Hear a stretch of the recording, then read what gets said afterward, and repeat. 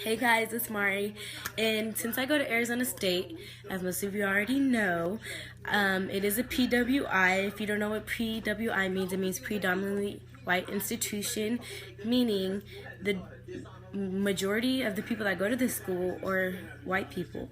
So I'm going to talk about my experiences as going to a PWI and how I cope with being at a PWI instead of going to HBCU or someplace that's more diverse. For me, I'm in one of the most conservative states in the country with one of the lowest education systems in the country. Also, like it's really low. Like they try to ban ethnic studies, and they're very like intolerant of immigrants and minorities in general.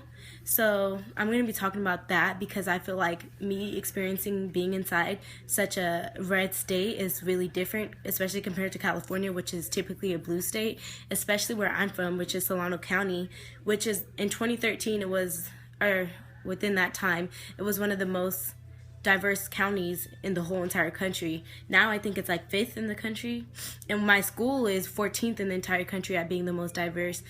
Meanwhile, I'm from Oakland, which has the most black people in a city. So for me, I was blessed by that diversity within the place I was born, which is Fairfield and Oakland and whatnot. I was very blessed to be inside that diverse environment. So coming here is really a culture shock because I don't see people who look like me. Like, I'm lucky to see girls with braids who look like me, you know, like people always ask me about my hair. They ask me about how I talk. They ask me about how I was raised.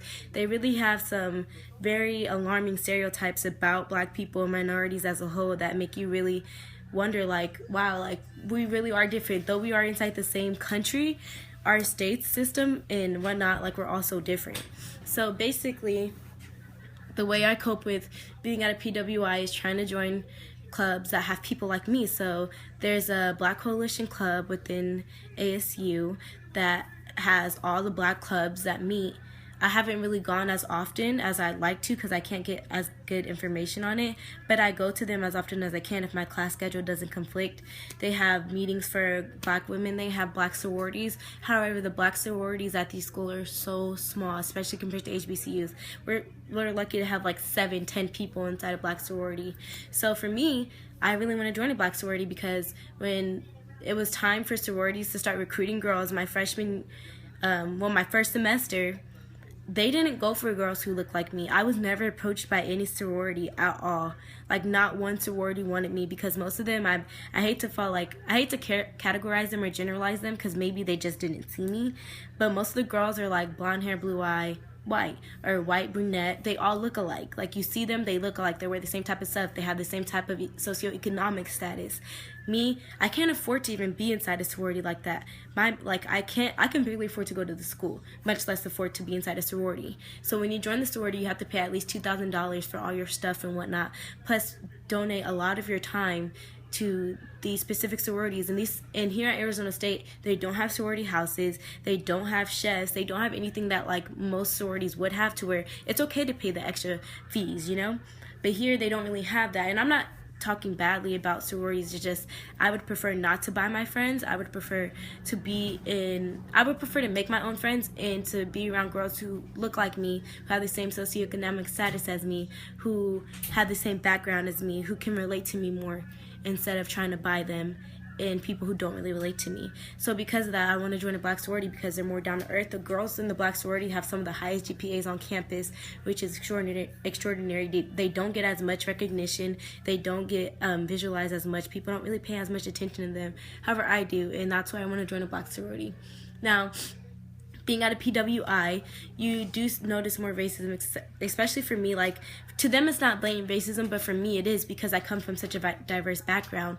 So here, like, they ask me about my hair. They're like, oh, I like your hair. You're not like ratchet. You don't have ratchet girl hair. You don't have black hair. Like, I'm black, so my hair is black girl hair. I'm a black girl. Like, I don't know what they, like, I don't know. It's just little microaggressions that I hear that kind of rub me the wrong way, and it makes me not really want to hang out with people. Especially, like, just because I always hear this stuff, like some people just want to be my friend because they think I know how to fight, or like they think I know how to dance, which I don't. I know how to twerk, but I can't dance to save my life.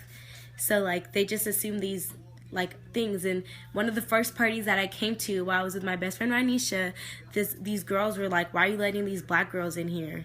And that like already rubbed me the wrong way. I was like, okay, yeah, I can't do this already, because they're automatically judging me, think I'm gonna make the party crazy. Do you want to come in? Hey, how's life? But basically, like, there are some really cool people, don't get me wrong. PWIs are not bad. I came here for the education because their astrophysics program is phenomenal. I'm here for that.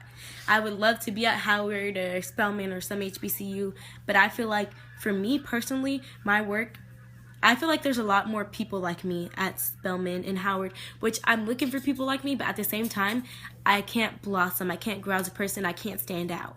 I like to stand out. I like to be different. So I feel like here at a PWI, my work is more apparent, it's more necessary, and it makes a bigger difference to the school, because at HBCUs they have people like me, they have this like-minded mentality. People don't think like me here, and I feel like that really, it's really something that's good, because then I could start educating people, letting them know how things are.